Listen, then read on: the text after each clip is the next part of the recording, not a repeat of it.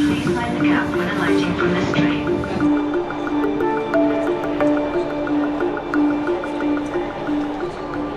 Alright, welcome to the streets. Join me and Aldo. We take you to various places in this Glasgow city centre where we will be exposing the wrongdoings of the services in this Glasgow city centre with a still suffering addict in there. We're going to take you in depth into these streets, so stick with us as we take you there.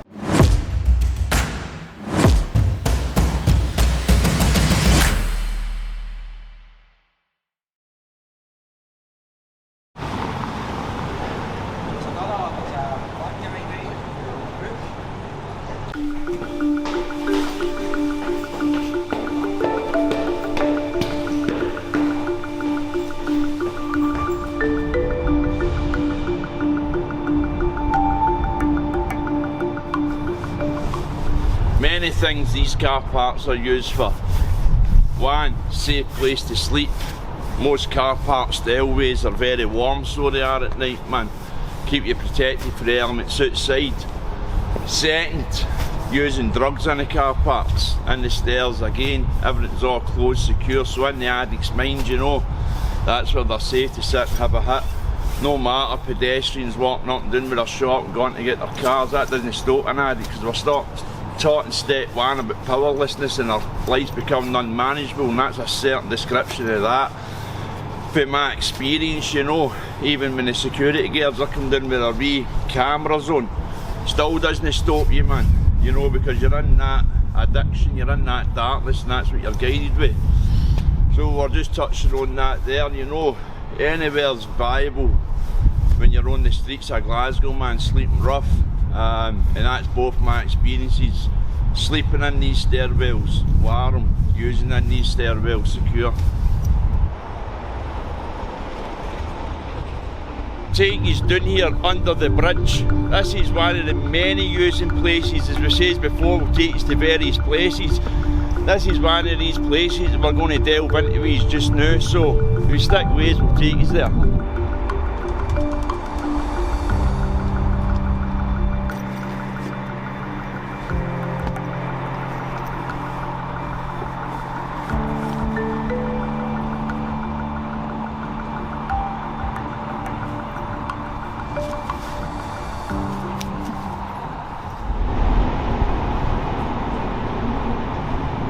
So as we promised, these rough raw footage here, so what I'm going to do here is I'm going to open this gate.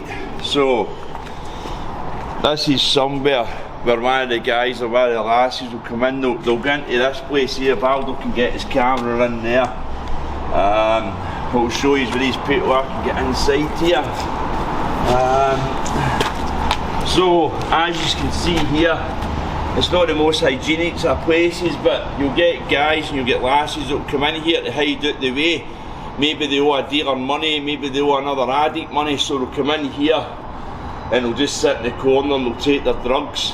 And as you can see, they've created a wee wind thing there, because the wind can get very high gale under here, so they've created a wee wind breaker there as well. But that's the sad part of addiction, you know, because there's always something happening for the homeless addict out there, you know, whether they owe money to a dealer, as I say, or another addict, and this is just a safe place for them to get their drugs into them. Just showed you the cage here, where people will go and use, so let us take you to another bit where people will also come and intravenously take their drugs.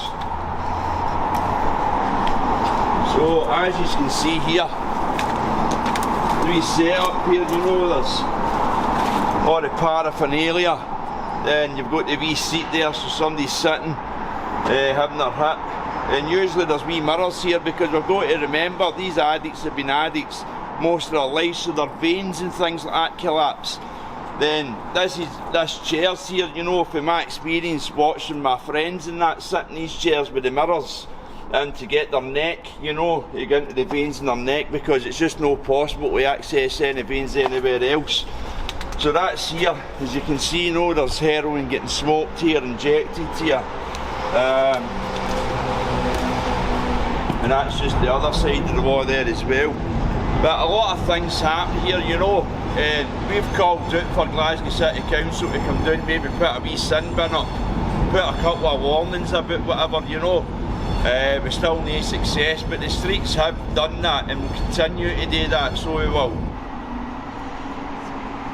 So this is one of the main lanes here in Glasgow City Centre, you know, like you come up here, you would go to sleep up here, you know, just to get out the way everybody, because see the further you come out of the city centre, you know, as we've took you to the bridges and that there, so some boys and lasses would come down to these spots just to get away from the bustle in the city centre, you know, just to find a wee bit of headspace and that and get a bit of thinking on. So this is just one of these lanes, you know, and at the streets, as we say, we always want to shine lights on these places, you know, just to bring that awareness to the still suffering addict and soul that's out in the street. And by no ways do we say if you're homeless, you're an addict, because we don't say that at the streets, you know. We know there's two types of homelessness. We've got the people who are homeless through losing their jobs, they're having to move out of their marital homes, you know, into hostels and that, and you've got the homeless addicted like what we cover at the streets, you know. And this is the many places that the homeless addict will come, you know, just to find that headspace.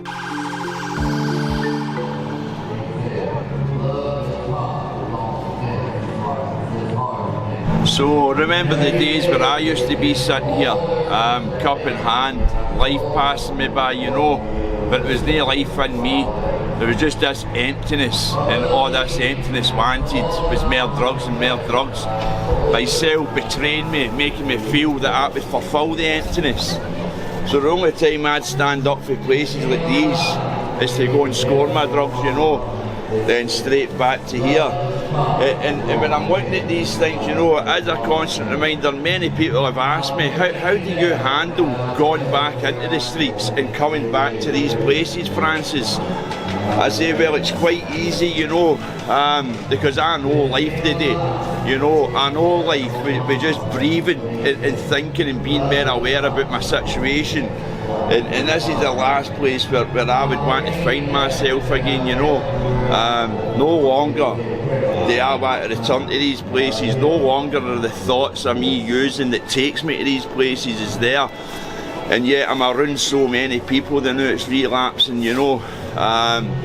But to me it's a constant reminder to me when I see somebody that's relapsing, I see them using, you know. Somebody asked me earlier, how are you handling that?